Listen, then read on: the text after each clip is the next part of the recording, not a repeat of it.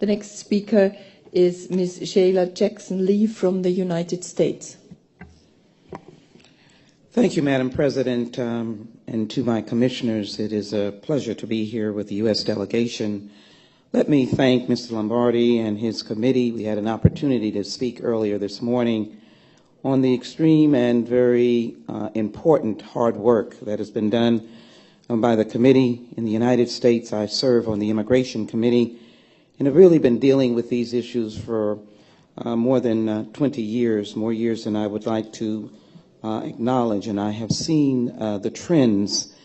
Let me first of all say that as a little girl and most Americans, we have gone to the Statue of Liberty understanding the underpinnings of our nation, which is that we welcome all people.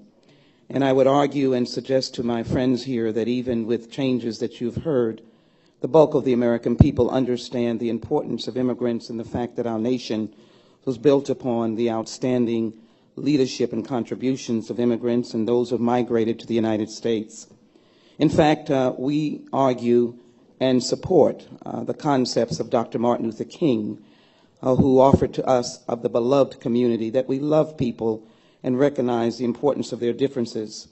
I want to thank Mr. Lombardi for this enormously thoughtful resolution that commits itself to the New York Declaration in 2016 that says that we resolve that the international community has to save lives, protect rights, and share responsibility at global scale on this question of migration and refugees. Having just come from Greece, we understand the concerns, and I would say to my colleagues, none of us should make light of the challenges and the responses that have come from those who have accepted, those who are fleeing from persecution. I want to thank Mr. Neri as well, because he spoke about the indefensible acts of the smugglers and, of course, made sure that the question of refugees who are fleeing are not discriminated against because of race, religion, and nationality, and that we should not return them to devastating conditions, nor should we ignore the fundamental right of asylum. And I totally agree as we fight to insist that the asylum process in the United States is improved and that we recognize that there are individuals who need asylum. To Mr. Lombardi, I thank you for co-sponsoring my amendments, number 5 and 8, in particular dealing with the vulnerability of women and girls. We recognize the importance of effectively identifying and assisting victims of human trafficking. And then the amendment number 8, I chair in the United States the Congressional Children's Caucus, and the plight of children is devastating, and I'm very grateful to the amendment that indicates that children coming in should be screened.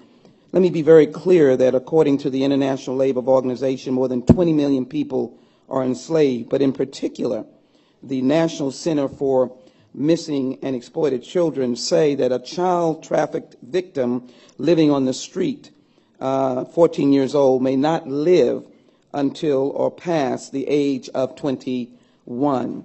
I would make the argument that the idea of protecting women and children, or women and girls and children, can save thousands of lives, because in the course of human trafficking, we can fully expect that thousands will die that have been trafficked.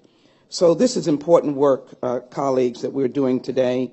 Humorously, I've said that we may be doing more important work than, of course, the G20. I'm sure there will be many that will argue against that. But this work dealing with migration, Mr. Lombardi, Mr. Neri, I am very grateful to be part of it, and I thank you very much for allowing this opportunity to offer my thanks and also my comments on an important historical and world item that universally, not single countries, but universally, we should be supporting and helping.